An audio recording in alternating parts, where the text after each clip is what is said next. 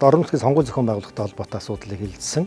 За Монгол улсын их хурлаас тогтоол гарч орон нутгийн сонгуулийг 10 дугаар сарын 11-нд зохион байгуулахаар ингэж товлон зарлагдсан байгаа. За үүнтэй холбоотойгоор орон нутгийн сонгууль зохион байгуулах хуулийн 12-ийн 1, 12-ийн 2 дугаар заалтын дагуу мандат тойргийн товыг тогтоох ийм асуудлыг хэлэлцлээ. За 2024 оны орон нутгийн сонгууль бол 20 онд зохион байгуулагдсан сонгуулийн орон нутгийн сонгуулийн хуулиар зохион байгуулагдана.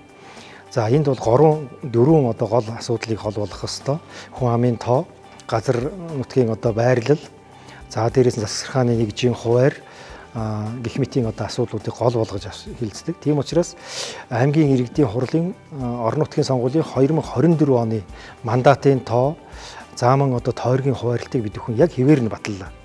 Өнгөрсөн сонгуулиар 2 мандаттай байсан тойргууд бол 2 мандаттайгаа 3 мандаттай байсан тойргууд бол тухайлбал булган суу 3 мандат хэвээрээ. За мөн 1 мандаттай байсан тойргууд бол бас 1 мандаттайгаа ингэж батлагдсан. Үндсэндээ бол 2020 оны орон нутгийн сонгууль зохион байгуулагдчихсан хуулийн дагуу тойрог мандатын тоо яг хэвээрээ батлагдлаа гэж манай иргэд ойлгож болно. Тэгэхээр бид бүхэн хуулинд төдийлөн өөрчлөлт ороогүй. За дээрээс нь багууд тойргууд маань хүн амын хувьд бол тодорхой өөрчлөлт ороогүй. За дээрээс нь газар зүүн байрлалын хувьд бол өөрчлөлт ороогүй. Байршил, зам засаглахааны нэгжийн хувьд бас өөрчлөлт ороогүй учраас яг л хуучнаар нь зохион байгуулах ийм шийдвэрийг аймгийн иргэдийн хурал гаргаж байна.